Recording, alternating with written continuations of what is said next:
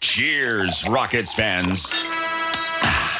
Welcome to The Locker Line, an exclusive podcast from the home of the Rockets. Whoa! Sports Talk 790. Rockets! The Locker Line is proudly served to you by Carbox Clutch City Lager. It is good! Oh, yeah? Red Nation, get ready. Get ready.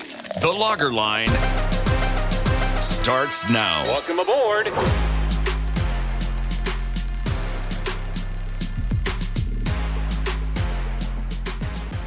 Thanks for tuning in to another fresh episode of The Lager Line, as always served to you courtesy of Clutch City Lager of Carback Brewing. I'm your host, Ben Dubose, editor of USA Today's Rockets Wire and a contributor to Sports Talk 790, the official flagship radio station of the team. Joined on this Sunday evening, November 5th, by my usual co-host and producer out of Portugal, Paulo Alves. You can follow me on Twitter /X at Ben Dubose, Paulo at Paulo Alves NBA. A lot to discuss on today's show. The Rockets are nearing the midpoint of their season-long homestand of 7 games. They're off to a 2-3 start in the regular season, but things are trending a lot better of late. They've won 2 in a row as we're recording this over the last 4 games. Their net rating is actually in the top 10 in the NBA. So there's a lot of positives to get to, and we're going to do that on today's show. But first things first, Paolo, it's November 5th. Are we to the point where November 5th needs to be an official Houston sports holiday? Because 1 year ago was when Yordan Alvarez snatched the soul from Jose Alvarado and the Phillies to clinch the World Series for the Astros. Today, somehow CJ Stroud and the Texans go 75 yards in 40 seconds to snatch victory from the jaws of defeat and climb back to 500 and squarely in the mix for a playoff spot in the AFC. It's not a playoff game, I understand that. But boy, November 5th is turning out to be pretty special. I wish the Rockets were playing today because somehow it feels like they'd be due for some good omen too. Listen, I don't have the biggest NFL background. For those who don't know, I started kind of following along, mostly the Chiefs because I watched the Texans last year and they were terrible, and I couldn't start to like football watching Davis Mills and whatever they were doing back then. But before that, the year before, I think it was the year before, there was that game between, I think it was Mahomes and Josh Allen, where they just went back and forth in the last 5 minutes and scored a bunch of touchdowns. I remember watching and going like, wow, it's that easy to score in the NFL, because I started watching in the playoffs with that game. Chiefs Bills, yeah. Yeah, and then I watched Davis Mills for however long he was here, like a year, or some of the games that he was here. And it felt like CJ Stroud was one of Josh Allen or Patrick Mahomes back in those games where I was like, there's 46 seconds. And the Texans have been in somewhat similar positions before. I don't think as much as 46 seconds. It was maybe a little bit less than that. And they didn't manage to do it. And then the first half, they struggled to score like really badly. And then the second half, they were just firing on all cylinders. And I don't know in football enough to kind of realize why that happens. But sometimes it just feels like the passes are there, and the other times just feels like nothing works. So I had really low hopes. I was really mad because they had that defensive possession where they had a 3rd and 23, and I was like, okay, this is it. If they stop them now, it's gonna be fine. If they don't, and then they give up like a 20-yard pass, and it was like awful. And then they had yet another one, and they couldn't force them into the field goal. And well, it was pretty insane. Also, the first time I've ever seen, like, I could not believe someone can just not have a sub for a position that's as specific as the kicker. Like, how do you not have someone else who can kick the goddamn ball? Okay, if you have there's what, five receivers in the game, and you use at most 3 or 4 in one possession, and that's like the most you can basically use. Like, can you not have one less of those and another guy that can kick the ball just in case? Because it feels like a pretty massive disadvantage that they were forced to, they couldn't. Well, they had to go for it in 4th down basically every single time. They had to go for the 2-point play whenever they scored the touchdown, which, well, good thing they were in that position a lot. And it was just a wild game. And then I remember right before the last touchdown, I was thinking CJ Stroud's like 5 yards short of a 400-yard game, and I had my rebuilding team goggles on from watching the Rockets all these years, and I was like, okay, even if they lose, at least give me these 5 yards. I can be happy about the stat or whatever. Right. And he just blows it out of the water, and he goes for 75. A lot of people had started to kind of take back some of the praise they had for Stroud because he had a rough couple of games, even though, I don't think it was his fault. And then at halftime, people are going crazy saying, oh, he's regressing and maybe what we saw was a fluke. And then he comes out in the second half and he's like just prime CP3 in the like the Love City Clippers, just feeding everyone and anyone. Like the tight end was getting a lot of it. The Nico Collins was getting a lot of it. The dude that I don't know, was it Noah Brown was getting a lot of passes. Yeah, Noah Brown, 85. Yep. He was just dealing to everyone. I was really impressed, and I was kind of jealous as a Rockets fan. I want CJ Stroud on the Rockets. Can we not make that happen? He plays basketball. He's big enough. Yeah. No, the one thing I'll say about the Rockets comps, I saw some suggesting that after basically just a couple of seasons of rebuilding and only a couple of games into this season, the Texans knew they had their him with CJ Stroud. And the Rockets, of course, are still searching for who's going to be that in this rebuild. That is not an apples to apples comp at all. You can celebrate the Texans and CJ Stroud on this November 5th and simultaneously be okay with the fact that the Rockets don't yet have clearly the best player on a contending team, because the quarterback position in football is entirely different. That's one where, and we've seen it more in the last 5 to 10 years, where if a guy is truly the guy, especially with how advanced some of these college systems are becoming, then because there's so much control, they can step in immediately and make an impact. As opposed to the NBA, you see that at times, but by and large, the aging curve does take a number of years. And also keep in mind that the NFL has the rule where you have to be 3 years out of high school to enter the league, as opposed to the NBA. These guys like Jalen Green and Jabari Smith Jr. are just 19 years old when they're joining the league. And Amin Thompson this year, although now he's injured with the ankle sprain, is 20. So for a lot of reasons, it's not an apples to apples. The NBA prospects don't have nearly the level of control that CJ Stroud does. So for our joint Rockets-Texans fans listening, you can enjoy CJ's success without what-ifing too much about, well, do the Rockets have a guy like that? And if they don't, then why couldn't they have been lucky in the lottery, and so on and so forth? I've seen some of that on social media. That's a bit aggressive. Celebrate CJ and look at the Rockets for what they are. Can we show the Texans how it's done and get a guy just to shoot free throws? Because that's going to be one of my points when we talk about the Rockets. Can we please? Oh God. Can we introduce into basketball a kicker-like position that comes in just to shoot free throws?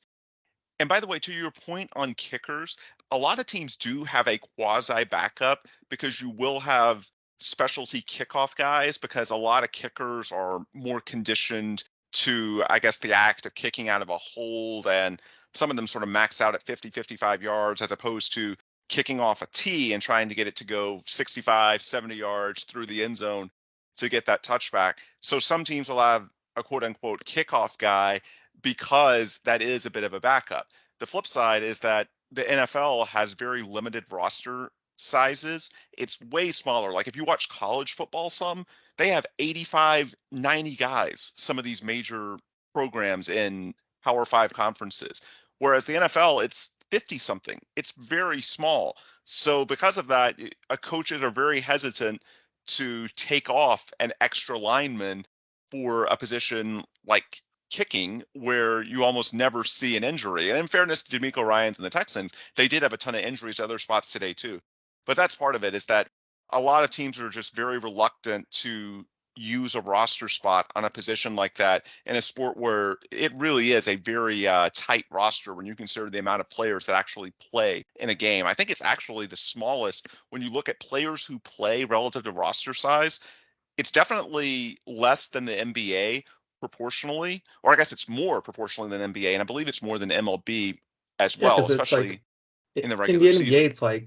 In the NBA, it's like a third Even on the largest rotations, like more than a third of the guys that Yeah. are rostered or available to play don't Yeah. hit the floor on any given night. Yeah. So But to close the loop on the Texans discussion, that may actually be something that resolves itself because with the quad strain, even when Fairbairn comes back, they may not want him trying to go all out the way that kickers inherently do on kickoffs because you're trying to blast it 65, 70 yards. So they may end up sort of having a backup guy, a kickoff guy, if you will, that can step into the place kicker role if needed, simply because with a quad, it's tough to see, even if he takes a few games off, if you've ever injured a quad, you know that it takes more than just a few weeks to truly feel 100% that you can let it loose. So because of that, that may end up lending itself to a kickoff man situation who can also be your backup. But yeah, in this situation, it's just NFL coaches have to be very tight with their roster spots. And unfortunately, Texans got caught in a tough spot today. Fortunately, the guy who stepped in, the running back, somehow made a key field goal to put them up and it ended up being the difference in the game. So all's well that ends well. As far as the Rockets, though, I was trying to make the analogy to CJ Stroud to sort of illustrate why the sports are very different and why you don't need to worry about not having that guy just yet. I think that's more of a macro discussion. And if we're sitting here in April reviewing this season and none of the Rockets' core six, outside of maybe Alperen Sengun, who has had a strong start, shows you any signs of becoming that guy, then okay, maybe there is a discussion to be had, especially after Jalen Green's third year. But that's something that's months away. You don't need to force that after 5 games. I think the better way to look at this is simply through the micro and embrace the fact that because you're winning, you're keeping guys in the right frame of mind. This is the opposite of the rot of losing from the last couple of years. That game against Sacramento on Saturday night, they went 7 minutes without scoring. They scored 12 points in the third quarter overall. And yet their lead only shrunk from 6-3 because their defense only allowed 15. And of course, that's why you bring in Fred VanVleet and Dillon Brooks and these accomplished veterans who can help you on that end of the floor. That was a game a year ago that would have 100% gotten away from the Rockets. But because of the guys they brought in and a healthy Jae'Sean Tate as well, the way I sort of look at this Rockets team, they've got 4 guys every night in Fred, Dillon, Jae'Sean Tate, and Alperen Sengun, who are going to do what they do. They're not going to get phased by the moment. So much of the last couple of years has boiled down to vibes. If things are going well, then Jalen, KPJ, or I suppose we should call him redacted now. So many of your pieces the last couple of years, if it was their night, great. If not, they just sort of slump their shoulders and the bad habits start. Last night was a great example of playing through rough patches because they could trust their ability to play on both ends and to get stops if they weren't scoring. And so while people can point out that Dillon Brooks is not going to shoot 60% from 3 all season long, I would love it if he did, but that's unlikely. The reality is that he doesn't have to. And by the way, just as Dillon probably sees some regression, I think Jalen is going to shoot better. I think he's a better 3-point shooter. Look at his first 2 years. He's also been unsustainably poor, in my opinion, from the free throw line, as you alluded to, and with some of his finishes. So even if Dillon goes down a little bit, I think Jalen is due to come up. But the bottom line is between those 4 and Fred, Dillon, Sengun, and Tate sort of having consistency on a night-to-night basis with not just their defense, but their overall effort. And then you bring in Tari Eason, who should be back fairly soon from the stress reaction in his lower leg. That's 5 guys every night who aren't going to get phased by if a game starts going poorly. They are completely in control of themselves, the moment. And so that allows you to bring those young guys that you're trying to develop. Jalen Green, Jabari Smith Jr., Amen Thompson when he gets healthy again. That allows you to stay in games and hopefully, as time progresses over the weeks and months, one or more of those guys start showing you signs that they can be that him. They can be a special guy. And to Jabari's credit, he's actually, he had the dreadful opener in Orlando, but now he's averaging nearly 15 points, 8 rebounds a game. He's shooting almost 35% from three, about 48% overall, true shooting percentage, 56%. But besides just really making shots, I thought he looked really good against the Kings as a defender. I thought he played physical. He had the big block at the rim in the second half of that game. He's getting more comfortable. It's easy to forget that he's just 20 and a half years old, one of the youngest guys in his entire draft class. So when we say Jalen and Jabari, haven't been the hem yet, let's not act like there's nothing to celebrate. And Jalen, even though the shooting wasn't great, he had several great passes down the stretch of that game out of the pick and roll that his teammates, Fred VanVleet, Dillon Brooks, pointed to after the game. And Ime Udoka, head coach, acknowledged it as well in his post-game comments. Side note, Paolo, I'm sure you've greatly enjoyed Ime in the post-game pressers because his answers have been just, I think, a lot more telling than Stephen Silas. It wasn't so much that Stephen Silas didn't know better. I think it's that Stephen Silas didn't want to be truly forthcoming or didn't know how to be truly forthcoming with media members who might not understand the terminology the way that folks in the NBA do. I think Ime, his willingness to be direct, to be blunt, it's refreshing because, I want to know how they are looking at the game inside the locker room, how players and coaches are talking about it. It makes us more informed as media members and as fans. So that's a side note, but I really appreciate how candid Ime is with us. But in terms of the product on the floor, it just comes down to the fact that when you have the consistency of effort and you have 4 or 5 guys, and maybe Jock Landale and Jeff Green can turn into those types of players as well. I just think there's more limitations to them talent-wise. And so because of that, you can't pencil them in every single game as having a positive impact on your rotation. But once you get to having 4 or 5 guys that you can trust, and with Tari Eason, that's going to bridge some of the issues you've had with your second units, where some of these starters have to come out. And of course, that's been a weakness for the Rockets to this point in the season. Perhaps you can trade for someone later on in the year that can help that as well. But I think just because you have the consistency of effort, then it allows you to not panic when Jalen or Jabari have a bad game. Now, that's not to say that the season isn't important for them. It is, but you don't have to look at it on a game in, game out basis the same way you do with, say, the Texans and CJ Stroud, just because he is that directly important. No, what the Rockets have done by bringing in these veterans and bringing in a good coaching staff, they've bought time. And so because of that, you can let Jalen, let Jabari, let Amen Thompson, when he comes back, ease their way in, not press, and hopefully week by week, month by month, they continue to build. And by the time it's January and February, they look entirely different than they do now. That's sort of my blend of the micro and macro at the start of this year. And one last point I want to get to. So Rockets are 2-3 right now. When we did our last combined show, I had my personal show with Jose Lopez interview with the Rockets creative director, who was the mastermind behind the new city jerseys and the court that's in our archives at the Logger Line if you haven't checked it out already. But our last combined show between myself and Paolo was right before the season opener. And we said the first 9 games would be a very useful checkpoint. The 2 on the road to start the year at Orlando and San Antonio, and then the 7-game homestand. We said that 3-6 should be the minimum, 4-5 the expectation, and shoot for 5-4 if at all possible. Well, right now, the Rockets are on pace to make that happen. They're 2-3, so you're at 3-6 just by winning 1 of the next 4. And by the way, the Kings will not have De'Aaron Fox on Monday night. You split the next 4 at home, you end up at 4-5. And we should note that the Rockets are trending better. For the season, the defensive rating is 17.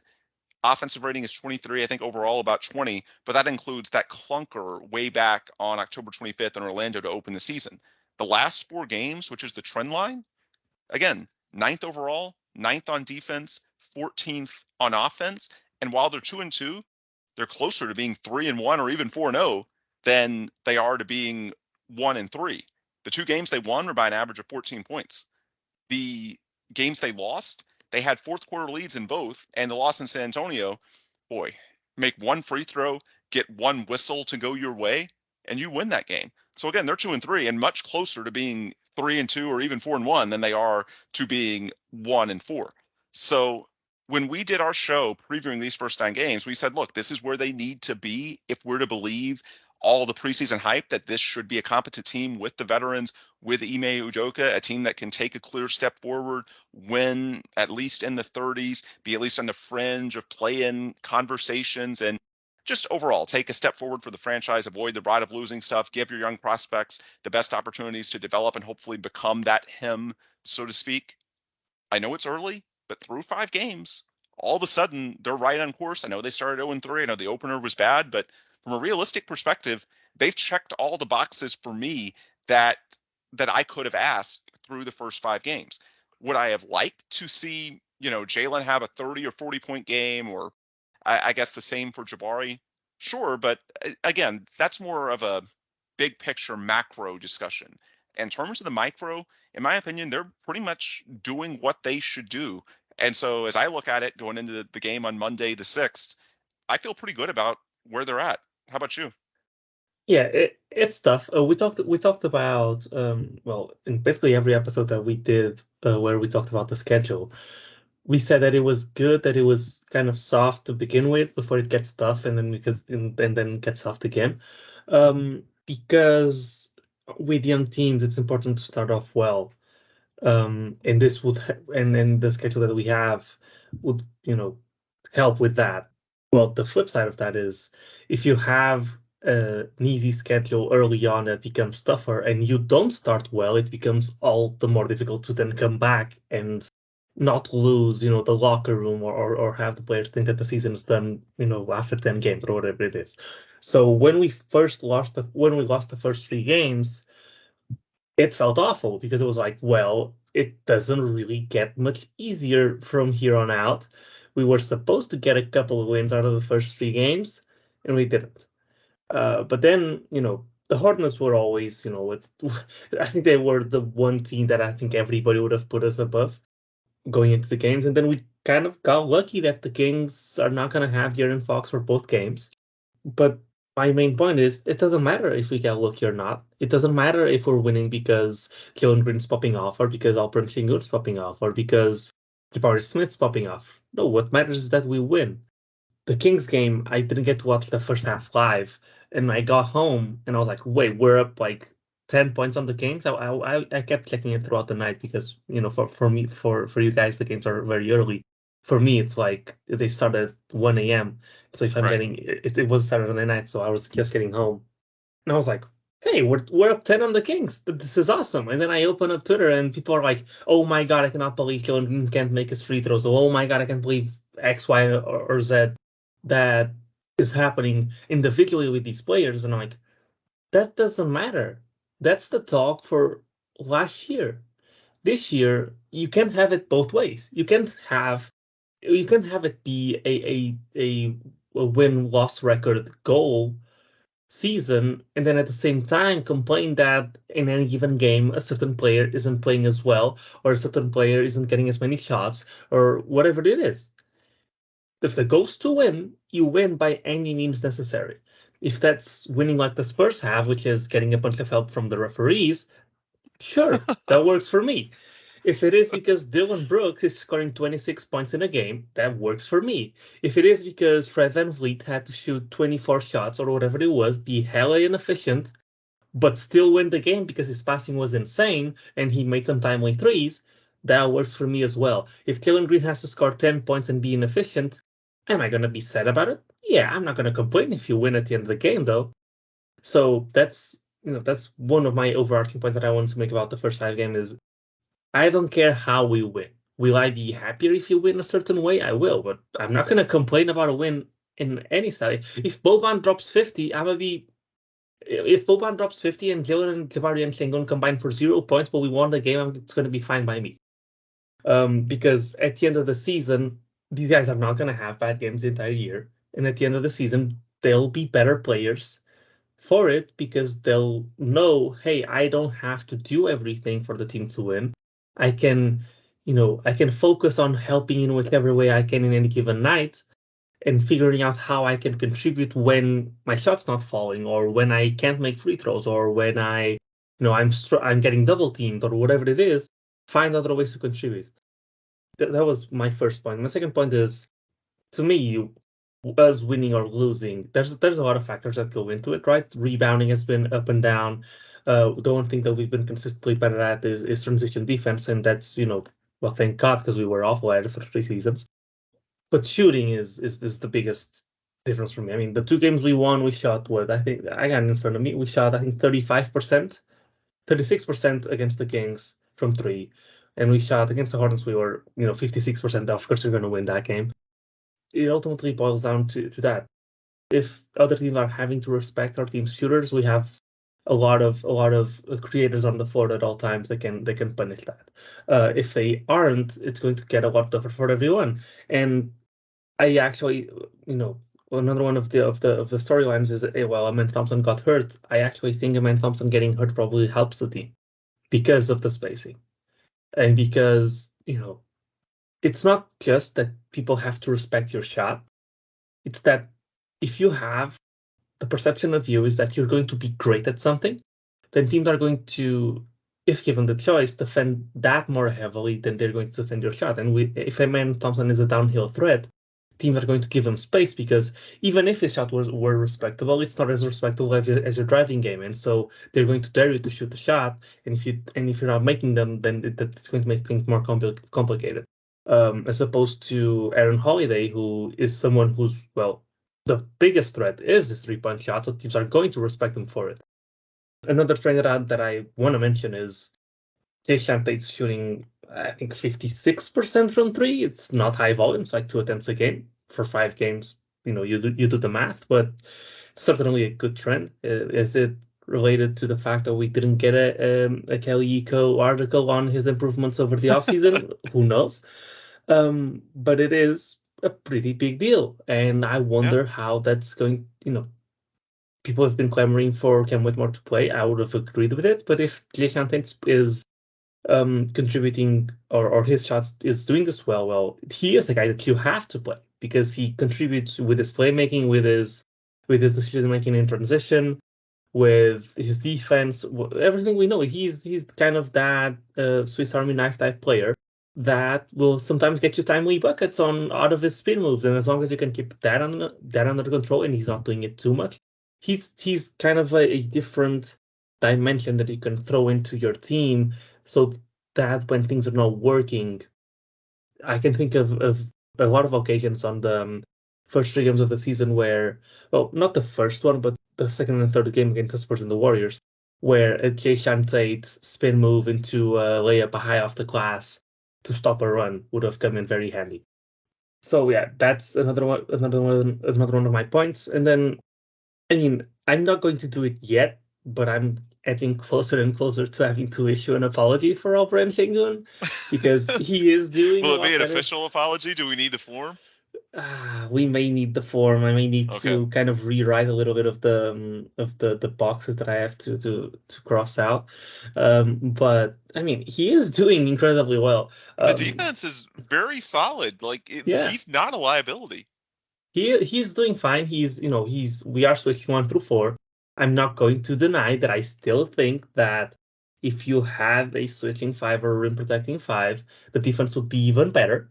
But it's passable, and he is contributing on offense in a way that he wasn't in preseason, which makes the defense worth it to this point.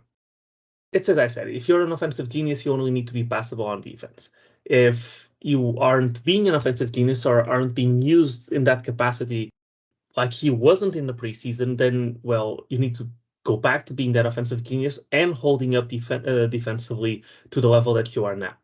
And he's doing so. And which leads me to, I mean, he was, for that Spurs game, the go-to guy down the stretch. I still do think that he's our best, self-creator or just our go-to scorer. I think he is the best guy we have at getting a bucket.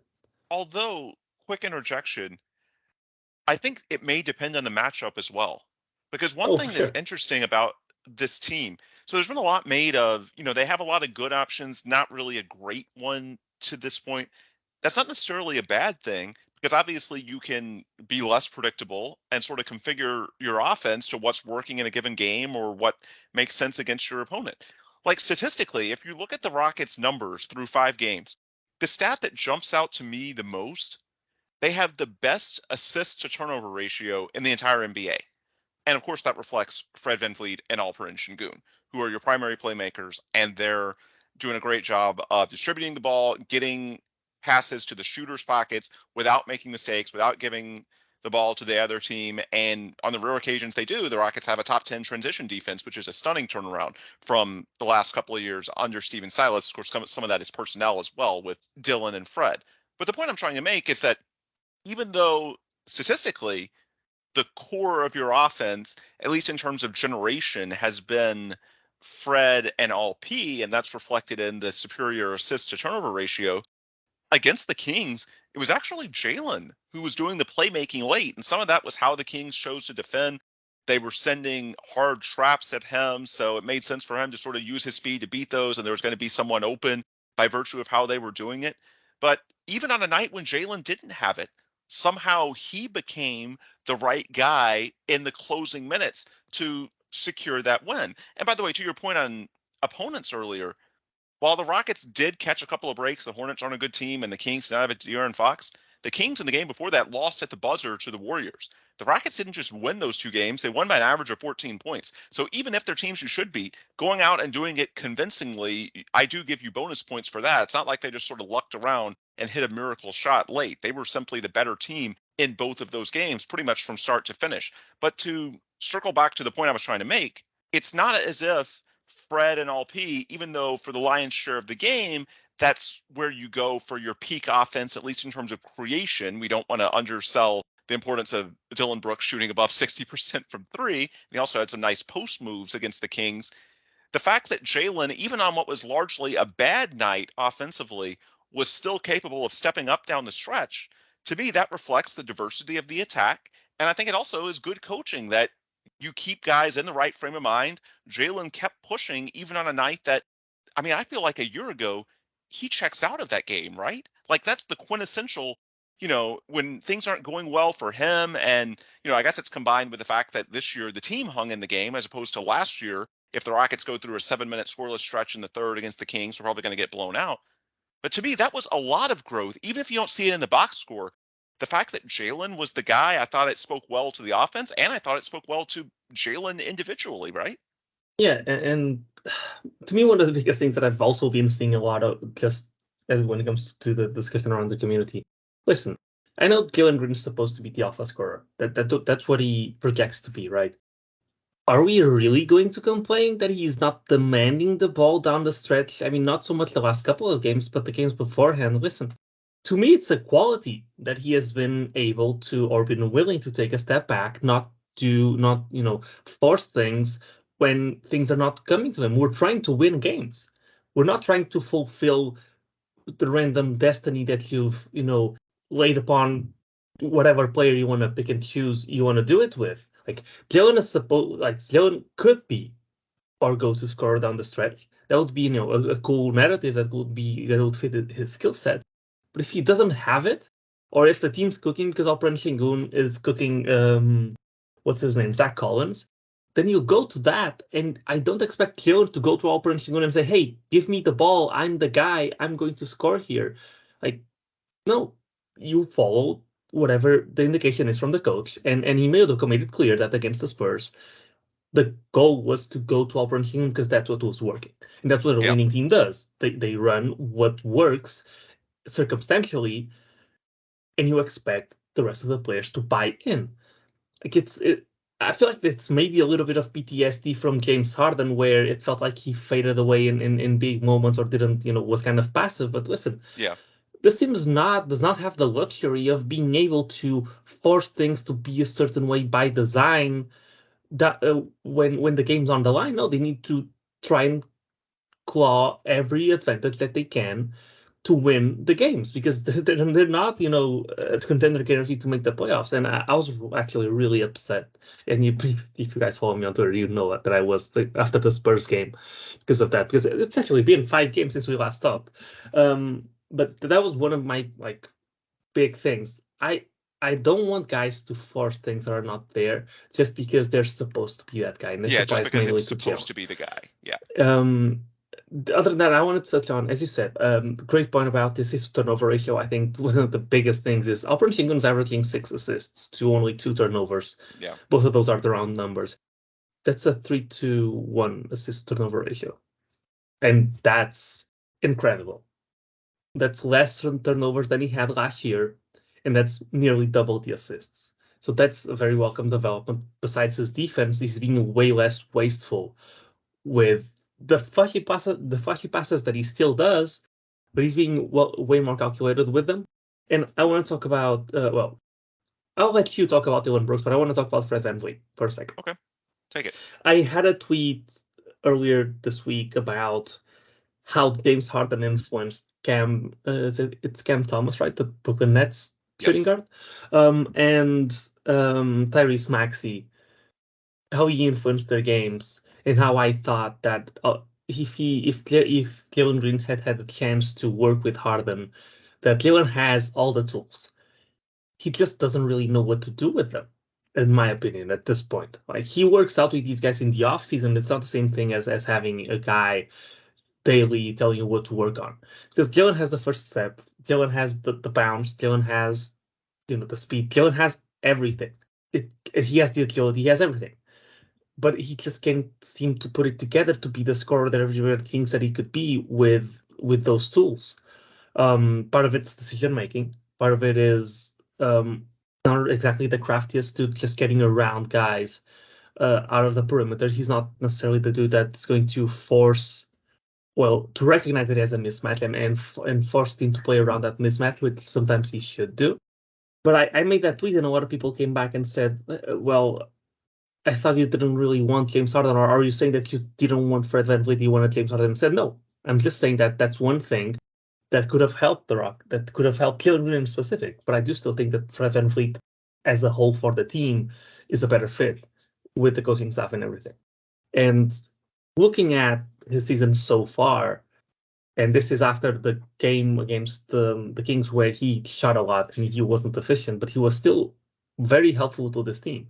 If we go back and look at the pods before the season, what did we want out of a point guard? We wanted a stable ball handler who's going to be able to call plays and be able to just run the offense, who's going to be able to play defense, be a culture setter, be a leader, and space the floor.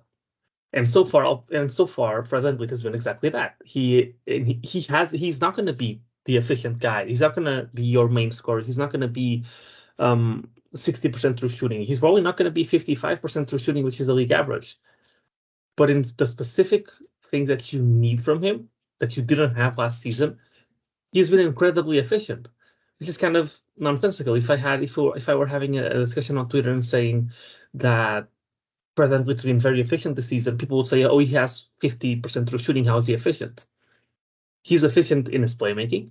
8.8 assists to 2 turnovers. It's an over 4-to-1 assist turnover ratio, which is absolutely insane. If 3-to-1 is insane, imagine over 4-to-1. And he's been able to space the floor. He's shooting 36%, which is not elite, but for this Rockets team is easily the best shooter on the team. And sorry, Dillon Brooks, but he's shooting 9 threes a game. So even though you have basically double the percentage, he is still, you're shooting 4 and he's shooting 9. So who are teams going to respect the most? So he's bringing those two things which are critical on the floor, which is not turning the ball over, setting up guys, being able to space the floor. And then off the floor, we hear all of these things about how much of a leader he is, how he's what he and Dillon Brooks are Ime Udoka's voice on the court so you don't have to call a timeout, or sometimes Ime doesn't even have to say things because Fred and Dillon have already said them. The Rockets needed that. The Rockets needed someone who's going to make the correct decision in the key moments of the game. And I think Fred VanVleet, even though he is a 50% true shooting, and if you look at his field goal percentage, which is the most basic stat, useless stat of all, he is shooting 37.6% from the field. That doesn't matter because he is bringing the things that you needed out of a point guard, and the money is really no object here, what he's making, because the Rockets weren't going to be able to use it basically anywhere else anyways, and he's not going to get paid past the time you have to start extending the young guys' contracts, like the first big extensions. So I think Dillon Brooks is probably the home run signing, which is kind of weird to say considering how much I hated it back then. But Fred VanVleet has been a double with the bases loaded, I would say. And Yeah. so he's been everything that we could have asked him to be. And you're going to look at the box score often, and you're going to say he's having a terrible game. But he's having a terrible game for the standard of a top tier contender who has other superstars who could be taking the shots. Truth is, the Rockets aren't a very efficient team. Someone needs to take the shots, and he's being a better decision maker than anybody else besides Alperen Sengun has been. And so it looks bad on paper, but you can't compare his efficiency to league average because the Rockets aren't a league average offensive team when it comes to efficiency. You have to compare them to the other option that you have on the team and what his replacement would be if he had not been here. So I think he's been huge for this team's success. It's been huge to stabilize both emotionally and on the court. And as you said, just to close out my overall, I mean, not to close out because I have to mention free throws, but the Rockets were, the Rockets were Steph Curry not being Steph Curry away from beating the Warriors. He made 4 back-to-back threes to absolutely kill us in the fourth quarter when the game was tied with 4 minutes to go. There were one free throw or one shaky call from beating the Spurs. Yeah, I mean, the Suns have faltered against the Spurs as well for the exact same reason because, well, the refs kind of been nudging the Spurs towards some wins. I mean, it is the truth.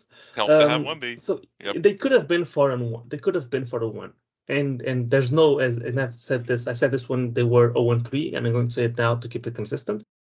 There are no moral victories, right? Because at the end of the day, when we're trying, they're not going to count these games as half wins towards the end goal, which is the play-in tournament. But it's been trending upwards, and with Fox not in or still out for the next Kings game, if they can go out and punish and get a win there and go to 3-3, then that's space for 42 wins. And and it doesn't mean they'll get 42 wins, but it will go a long way towards us feeling more optimistic. As I said, just close out, I have to mention the fact that Jabari Smith Jr. is shooting 33% from the free throw line. I have to mention the fact that Alperen Sengun is shooting 53% from the free throw line. And I have to mention the heartbreak that I felt when Jalen Green missed all those free throws last game because I was really proud that he was like 85%. And then he dropped to 73% last game. But yeah, it's been mostly that. And you improve the shooting, you improve the free throws. That's low-hanging fruit. Yeah, and you're in a lot of these games for a lot longer. Yeah, and that's why I'm not panicking over this notion that I've seen from a few people of, they're winning these games, but Dillon Brooks is shooting above 60% from three. No, there's a lot of low-hanging fruit that they can improve to sort of offset the inevitable regression, at least to some degree. Look, as far as Dillon, the bottom line, he's the home run, and he's a 4-year signing, too. So he's someone that, unlike Fred, well, I shouldn't say unlike Fred because it's possible they either pick up his option or give him a new deal. But Dillon, for sure, is a part of the formula for when the Rockets legitimately expect to contend a few years from now. Fred could be, it's just not a given, both between his age and his contract. With Dillon, he's absolutely part of it. And the bottom line, we knew going into this, he has the talent to be the best defender in the NBA. It's about his mentality. It's about whether he'll go into a rebuilding situation like this one in Houston and not just start wanting to shoot 20 times per game, even if they're not going in. It's about whether he can stay within himself and not get carried away. And to this point, he's been exemplary on and off the court. And I actually think I loved hearing his positive comments about Jalen after Saturday's game. It was largely due to what Jalen did as a passer late in the game. But I also want to point out that I think Dillon and Fred can be really valuable mentors for Jalen on the defensive side of the floor as well, because that's something that I am a bit more concerned about. Offensively, the big question for me when I look at numbers comes down to this. Is it sustainable? And with Jalen, as mentioned earlier, he's better than a 31 point whatever 3-point shooter. He's better than a 73% free throw shooter. He's going to get to the free throw line more this season than last, even though to this point it's gone down. Some of the issues, or a lot of the issues, in my opinion, and the finishing goes into that as well. He's had some bunnies that I've seen him even when he had much less strength as a rookie and as a second-year guy that he hasn't done through the first 5 games. That's going to correct itself with sample size. I've actually been a bit more concerned with Jalen on the defensive end because even in year 3, he still has some of those ball watching tendencies. And you note the Rockets switching 1 through 4, and at times, depending on the matchup, 1 through 5 with Sengun, or especially if they have Jeff Green in as a small ball, or perhaps you'll see Jae'Sean Tate and Jabari Smith Jr. become more frequent 5 options once Tari Eason gets back.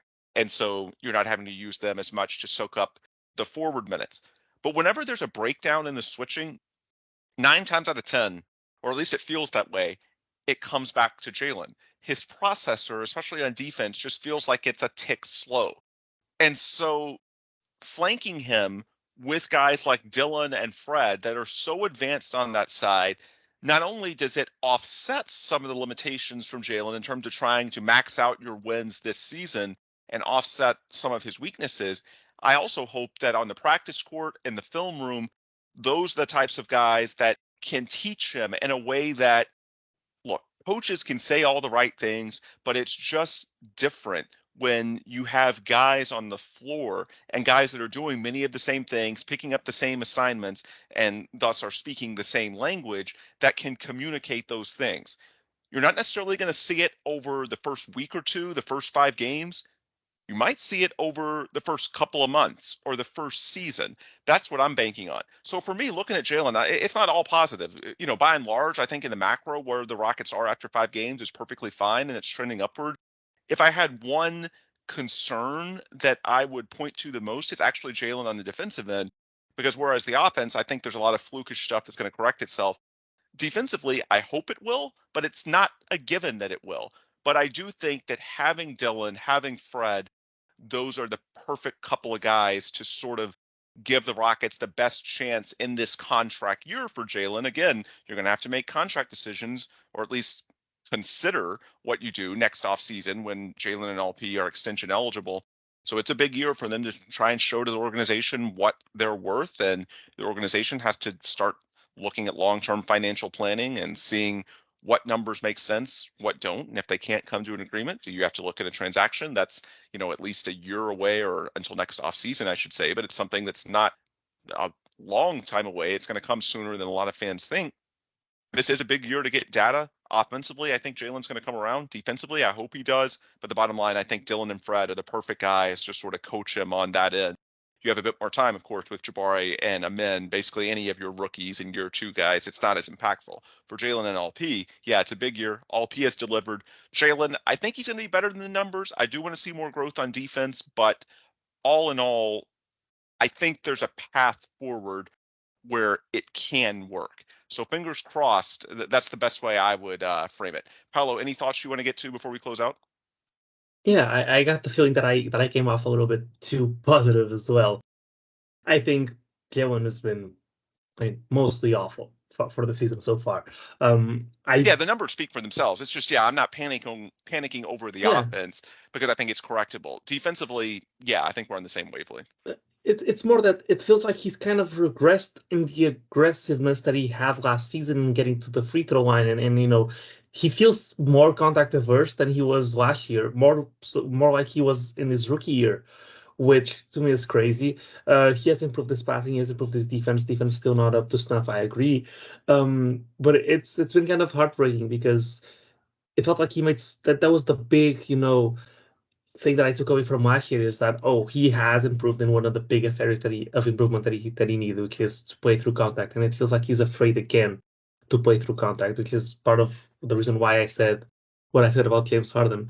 And besides that, the other thing that I would mention is Jabari kind of saved his efficiency numbers, or made them average with his last game.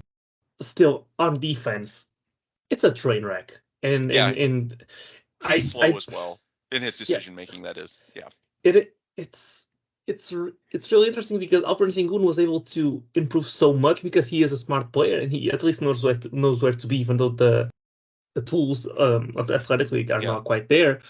But Jabari just looks like a mess, just everywhere. And if you took out the last game, which was really good offensively, it's one of my.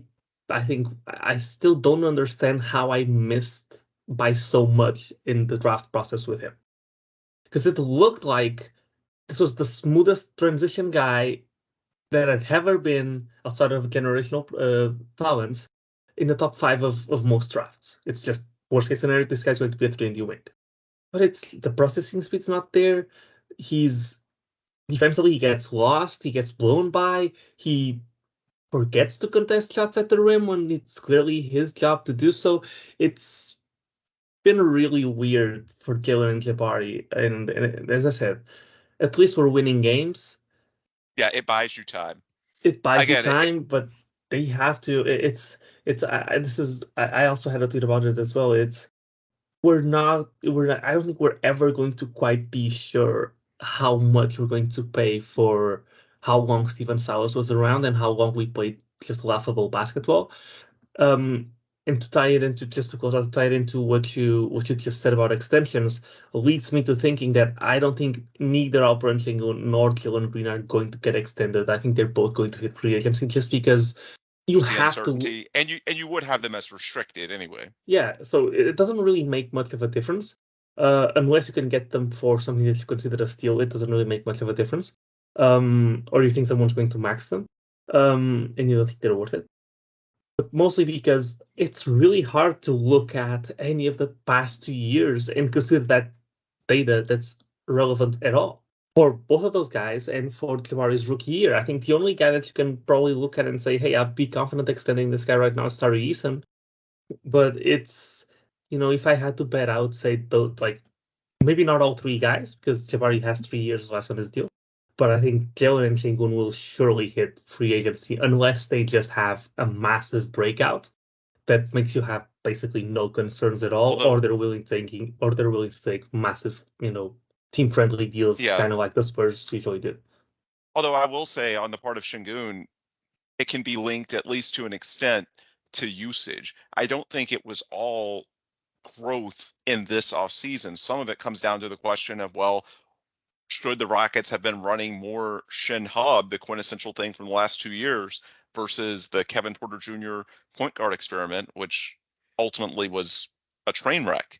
And so with Jalen, yeah, the inconsistency is clearly there. With Sengun, I'm not going to say that there's been no improvement. There has been. But I also think that it's possible that we might have seen some of this the last couple of years. It's just for whatever reason, the Rockets and Stephen Silas chose not to do that. And your point on wasting the evaluation and the development time is fair.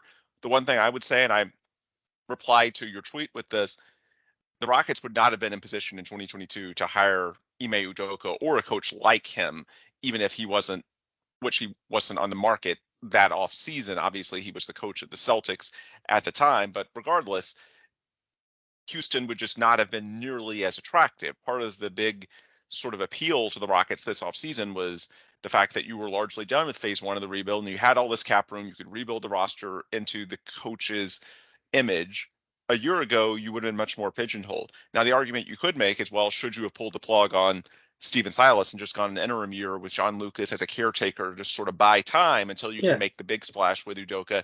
Maybe, although I think that also ties into, the death of Paul Silas and everything that, I can't confirm this, but I strongly suspect that that scenario might have played out if not for how politically untenable it was to move on from Stephen in the immediate aftermath of everything that happened with his father. And then you get to a point by January or February, and it's sort of like, well, what's the point?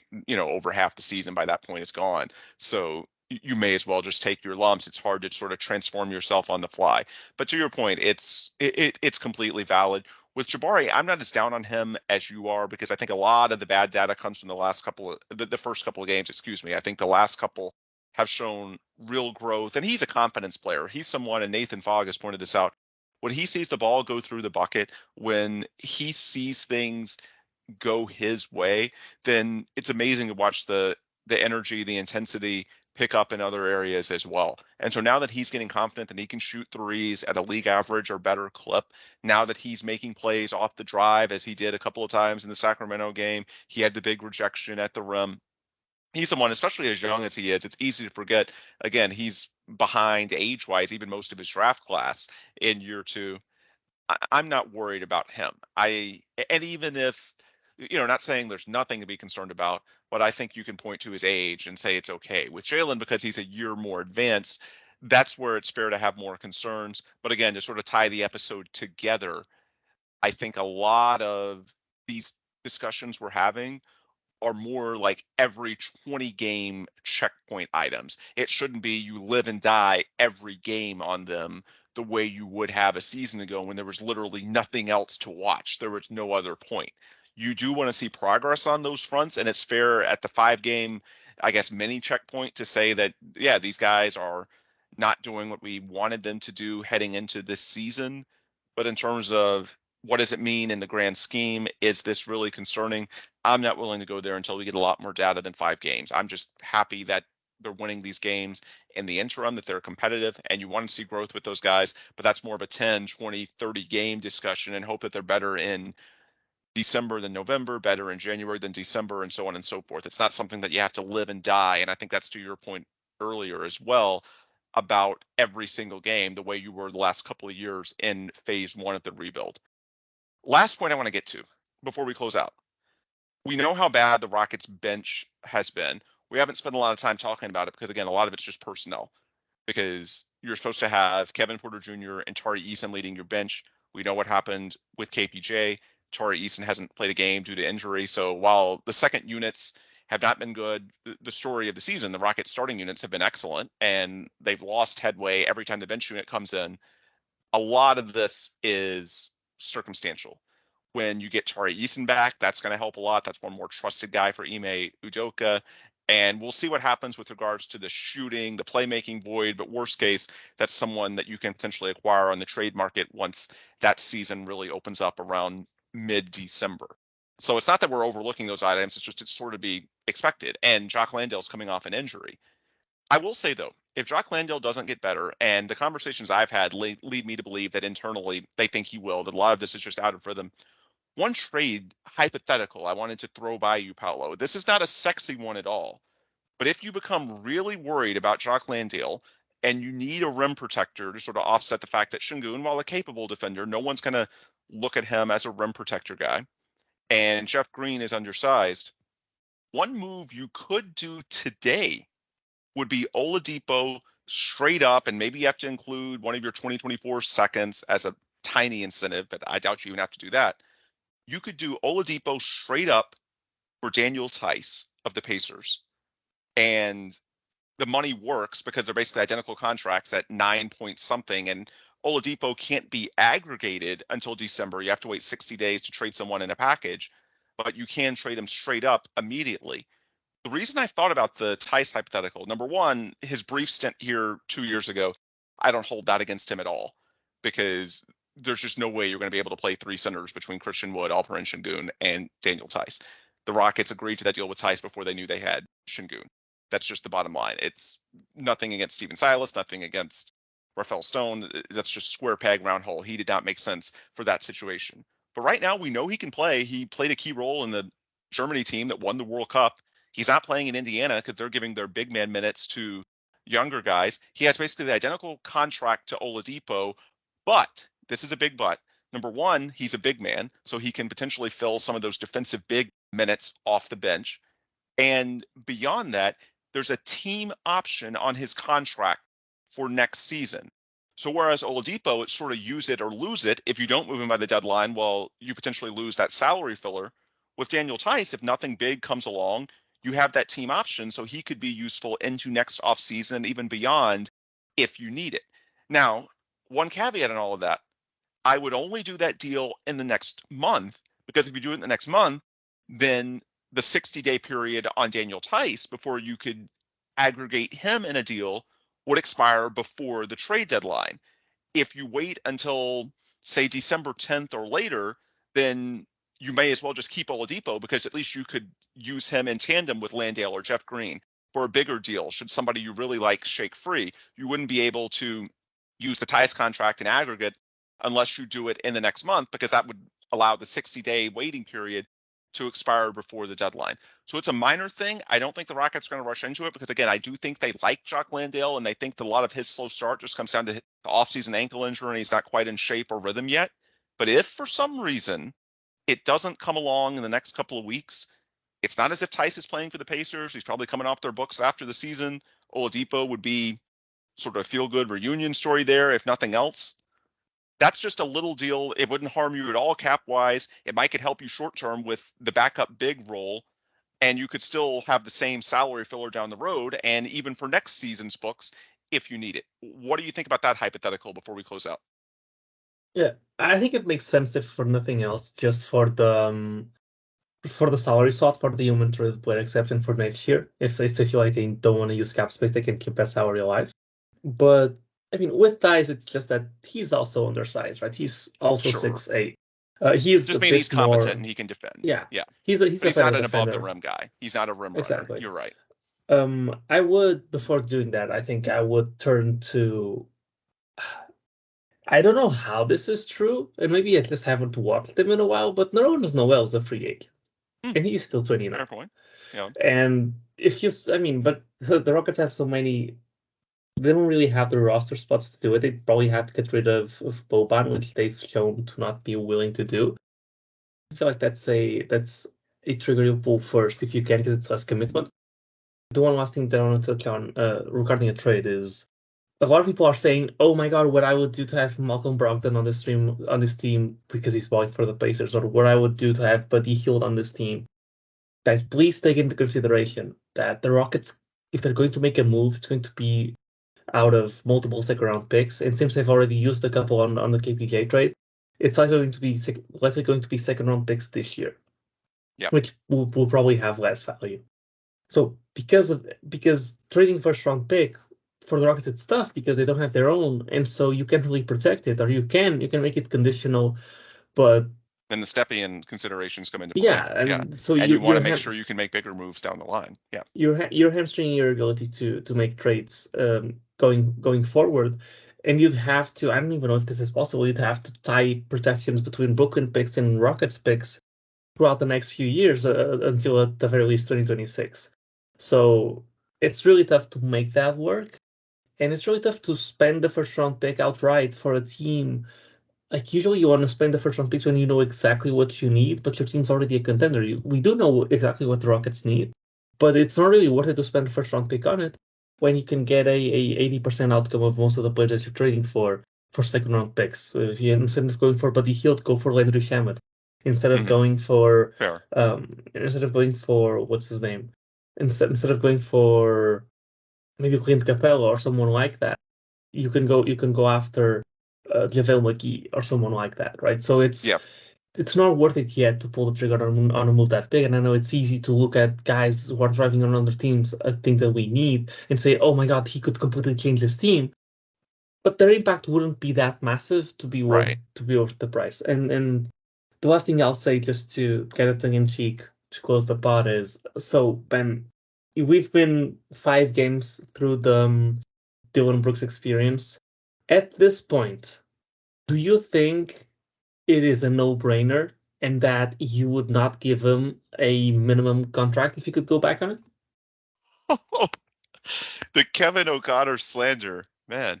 Man, do you see he tried to argue with Brad on Twitter about it? Like, dude, just take the bullet. Like, just bite the bullet. Take the L. Like, it's just so easy. Like, that was a classic example, and we need to wrap the pod so we can save this for another day.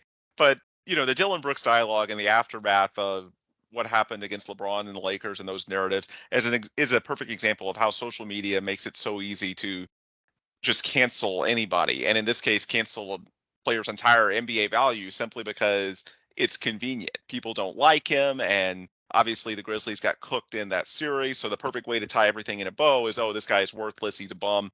And it's just so easy. And, the engagement machine, the likes, the retweets make it like candy to fire off that kind of stuff. But yeah, people just piled on him to a completely ridiculous degree. Like, he was just the NBA's punching bag, and that's fine. But again, it's a reminder that just because someone's a social media punching bag, that's not necessarily reflective of their true value. Again, people obsess over little things on social media all the time. They're not necessarily reflective of their value to winning basketball games on a minute by minute basis, 48 minutes a game over 82 games of a regular season. Yeah, and to close it out, a honorable mention, I guess, or just a shout out to Mauricio Dubon, who just found out he won a Gold Glove. Oh shit, that's awesome! Gold Glove for second base, I assume, even though he didn't No, play for there utility. Oh, for utility. Okay. Well, that's even more fitting because, yeah, he plays brilliantly at both second base and center field. So, hell of a year. Even though no World Series for the Astros, boy, it was a big year for Dubon, and he should figure into their plans moving forward. Of course, we'll know more about that hopefully in the near future when they have a manager. Hopefully, Joe Espada, but time will tell on that. All right. Well, we'll break things there for Paolo. I'm Ben. As always, we appreciate you guys so much for listening. If you have not already subscribed to the pod, please do. You go to the link tree on the Logger Line on Twitter/X. You can find Apple, Google, Spotify. That's where you can subscribe, leave a positive review, do everything you can to support the program. We would appreciate it. And at that link tree, you can also hit up our partners, friends, and sponsors of the program, Carbach Brewing, Sports Talk 790, USA Today's Rockets Wire. If you would consume their content, we would appreciate that as well. All right, with the plugs complete, we will break here for Paolo Alves, who you can find on Twitter/X at Paolo Alves NBA. I'm Ben Dubose. You can find me on Twitter/X simply at my name. Thanks as always for listening, and please come back soon for another new episode of The Logger Line.